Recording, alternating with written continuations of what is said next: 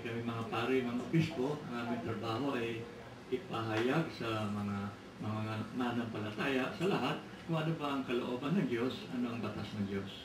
Ngayon sa aming pag-iisip, against, laban sa batas ng Diyos, itong ibang mga provision yan, tulad ng contraception, no? At yan naman ay hindi lamang base sa pananampalataya, kundi sa bastong pag-iisip, sabi nga nila, by natural law, no?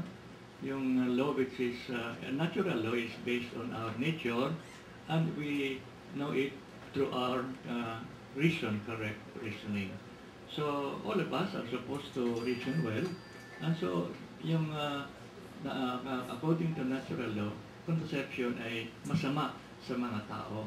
Kaya hindi lamang yan masama sa mga Katoliko, sa lahat ng tao ay masama yan. Si President Clinton, no, mag-isa rito, sinabi niya, the Philippines, you have all the means to have economic progress, and one of them is your robust population, young population. Si President Clinton, ha? Tapos yung Hong Kong Shanghai Bank study about economies, no? Sinabi nila na the 2050, the Philippines will be 16th biggest economy in the world. And one of the contributing factors is a robust population. Ano din, yung Financial Times din, yung international newspaper about finances, ganun din sinabi. The Philippines is really, will be on the verge of economic progress, and one of the factors is robust young population. At maski si Governor Titangco, Central Bank, si Purisima, Secretary of Finance ni Noynoy, hindi sinabi nila na young population is a boost to the economy. Young and a big population, provided that there is good governance, there is right economic policy, and no graft and corruption. Kaya ang guilty dyan sa ating poverty, hindi naman ang population, kundi governance, bad governance, maybe wrong economic policy, and of course, all of us know it, graft and corruption.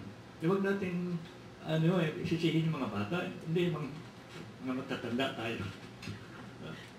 What is our concept of responsible parenthood?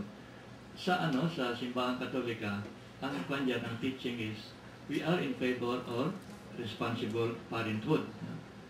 In fact, ang simbahan, ang unang gumamit niya, no? At ang responsible parenthood sa simbahan ay na gagawin ko na sa English, no? That parents should generously bring into the world the number of children they are able to raise up as good human beings, as good Christians.